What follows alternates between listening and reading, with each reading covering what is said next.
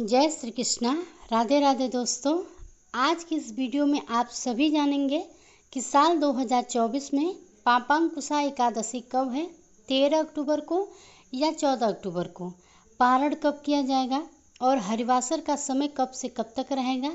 लेकिन उससे पहले जान लेते हैं पापांकुश एकादशी इतनी महत्वपूर्ण क्यों है।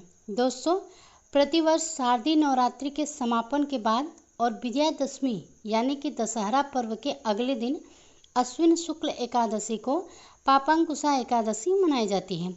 एकादशी के जिस व्रत से पापों पर अंकुश लग जाए उस व्रत को पापांकुशा एकादशी कहते हैं। वनवास से लौटने के बाद भगवान राम और उनके भाई भरत का मिलाप भी इसी एकादशी तिथि को हुआ था। इस वजह से इस तिथि का महत्व और भी बढ़ जाता है। धर्मराज युधिष्ठिर ने जब भगवान श्री कृष्ण से इस अश्विन शुक्ल एकादशी के संबंध में पूछा था तो भगवान श्री कृष्ण ने कहा, हे युधिष्ठिर, पापों का नाश करने वाली इस एकादशी का नाम पापांकुशा एकादशी है। इस दिन मनुष्य को विधि पूर्वक भगवान पद्मनाभ की पूजा करनी चाहिए। यह एकादशी मनुष्य को मनवांछित फल देकर स्वर्ग को प्राप्त कराने वाली है। मनुष्य को बहुत दिनों तक कठोर तपस्या से जो फल मिलता है वह फल भगवान गरुड़ ध्वज को नमस्कार करने से प्राप्त हो जाता है। जो मनुष्य अज्ञानवश अपने अनेक पाप करते हैं परंतु हरि का नमस्कार करते हैं वे नरक में नहीं जाते हैं। विष्णु के नाम के कीर्तन मात्र से ही संसार के सब तीर्थों के पुण्य का फल मिल जाता है। जो मनुष्य सारंग धनुधारी भगवान विष्णु के शरण में जाते हैं उन्हें कभी भी यम की यातनाएं भोगने नहीं पड़ती हैं। और जो मनुष्य वैष्णव होकर शिव की ओर और शैव होकर विष्णु की निंदा करते हैं वे अवश्य ही नरकवासी होते हैं। सहस्त्र वाजपेयी के व्रत से जो 100 भाग के बराबर भी नहीं होता है। संसार में एकादशी के बराबर कोई भी पुण्य नहीं है। इसके बराबर पवित्र तीनों लोगों में कुछ भी नहीं है। इस एकादशी के बराबर कोई व्रत नहीं है। जब तक मनुष्य पद्मनाभ एकादशी का व्रत नहीं करते हैं तब तक उनके में पाप वास करते हैं। अश्विन मास के पापांकुशा व्रत की कथा के अनुसार प्राचीन समय में विंध्य पर्वत पर क्रोध नामक एक बहेलिया रहता था। वह बड़ा ही क्रूर था। सारा जीवन हिंसा, लूटपाट, मद्यपान और गलत संगति में पाप कर्मों में बीता। जब उसका अंतिम समय आया तब यमराज के दूत बहेलियों को लेने आए और यमदूत ने बहेली से कहा कि कल तुम्हारे जीवन का अंतिम दिन है, हम तुम्हें कल लेने आएंगे। यह बात को सुनकर बहेलिया बहुत ही भयभीत हो गया और महर्षि अंगिरा के आश्रम में पहुंचा और महर्षि अंगिरा के चरणों में गिरकर प्रार्थना करने लगा, हे ऋषिवर, मैंने अपने जीवन भर में पाप कर्म किए हैं। कृपया मुझ पर कोई ऐसा उपाय बताएं जिससे मेरे सारे पाप मिट जाएं और मोक्ष की प्राप्ति हो। उसके निवेदन से महर्षि अंगिरा ने उसे अश्विन शुक्ल की पापांकुशा एकादशी का विधि पूर्वक व्रत करने के लिए कहा। महर्षि अंगिरा के कहे अनुसार उस बहेलिये ने यह व्रत किया और किए गए सारे पापों से छुटकारा पा लिया और इस व्रत के प्रभाव से उसके सभी संचित पाप नष्ट हो गए तथा उसे मोक्ष की प्राप्ति हुई।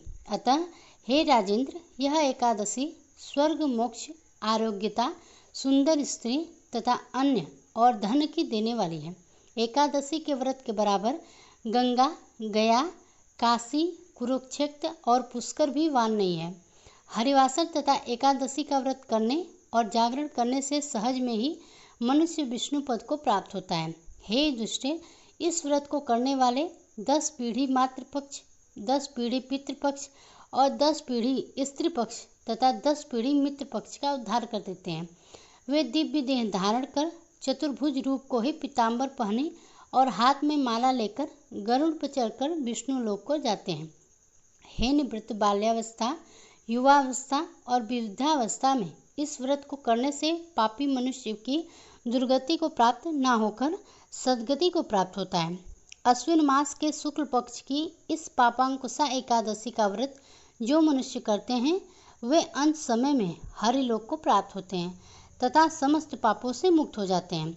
सोना, तिल, भूमि, गौ, अन्न, जल, छन्नी तथा जूती दान करने से मनुष्य यमराज को नहीं देखता और जो मनुष्य किसी प्रकार के पुण्य कर्म किए बिना जीवन के दिन व्यतीत करता है तो वह लोहार की भट्टी की तरह सांस लेता हुआ निर्जीव के समान ही निर्धन मनुष्यों को भी अपनी शक्ति के अनुसार दान करना चाहिए तथा धनवानों को सरोवर, बाग, मकान आदि बनवाकर दान करना चाहिए।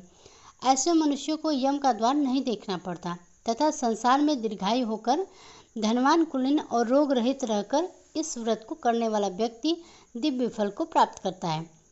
जो भी भक्त पापांकुशा एकादशी तिथि का व्रत रख रहे हैं या परिवार में कोई भी कर रहा हो तो दशमी तिथि से ही चावल और तामसिक भोजन से दूरी बनाकर रखनी चाहिए। दशमी पर 7 तरह के अनाज, इसमें गेहूँ, उड़द, मूंग, चना, जौ, चावल और मसूर की दाल नहीं खानी चाहिए क्योंकि इन 7 अनाजों की पूजा एकादशी के दिन की जाती है। पापांकुशा एकादशी पर ईश्वर का भजन और स्मरण रखने का विधान है। व्रत करने वालों को क्रोध, अहंकार, झूठ, फरेब आदि चीज़ों से दूर रहना चाहिए। साथ ही इस दिन सोना, तिल, गाय, अन्न, जल आदि चीज़ों का दान करना बहुत ही शुभ माना जाता है। आइए अब जान लेते हैं कि पापांकुशा एकादशी कब है, शुभ मुहूर्त एवं पारण का समय। लेकिन उससे पहले अगर अभी तक आपने हमारे वीडियो को लाइक नहीं किया है तो आपसे निवेदन है कि वीडियो को लाइक जरूर करके हमारे चैनल को सब्सक्राइब कर लीजिए और साथ ही कमेंट बॉक्स में जय श्री हरि विष्णु जरूर लिखिए। दोस्तों, साल 2024 में अश्विन शुक्ल पक्ष की एकादशी तिथि प्रारंभ होगी 13 अक्टूबर दिन रविवार को सुबह 9:10 से और समाप्त होगी 14 अक्टूबर दिन सोमवार को सुबह 6:41 पर। वैसे तो रविवार के दिन सुबह से ही एकादशी लग रही है, लेकिन रविवार के दिन दशमी तिथि मिली हुई है। एकादशी होगी सभी वैष्णव को, सभी गृहस्थजनों को इस बार 14 अक्टूबर सोमवार के दिन ही पापांकुशा एकादशी का व्रत रखना चाहिए।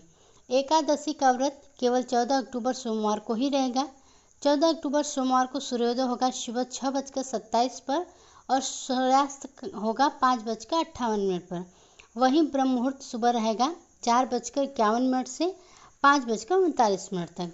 अभिजीत मुहूर्त रहेगा सुबह 11:49 से दोपहर 12:35 तक। अमृत काल शाम 6:09 से 7:36 तक और राहु काल सुबह 7:30 से 9 बजे तक रहेगा। द्वादशी तिथि 14 अक्टूबर सोमवार को सुबह 6:42 से और इसी के साथ हरिवासर का समय भी शुरू हो जाएगा और द्वादशी तिथि समाप्त होगी 15 अक्टूबर दिन मंगलवार को सुबह 3:04 पर और 15 अक्टूबर मंगलवार को सूर्योदय होगा सुबह 6:27 पर और सूर्यास्त शाम 5:57 पर। ब्रह्म मुहूर्त सुबह 4:51 से 5:39 तक रहेगा। अमृत काल रहेगा दोपहर 3 बजे से 4:02 तक। अभिजीत मुहूर्त सुबह 11:49 से दोपहर 12:35 तक और राहु काल दोपहर 3 बजे से 4:30 तक और हरिवासर का जो समय है सोमवार को सुबह से प्रारंभ हुआ है और वह दोपहर लगभग 12:03 तक समाप्त हो जाएगा। हरिवासर के दौरान भगवान का स्मरण करने और मंत्र जाप करने से भगवान श्री हरि बहुत ही जल्द प्रसन्न हो जाते हैं।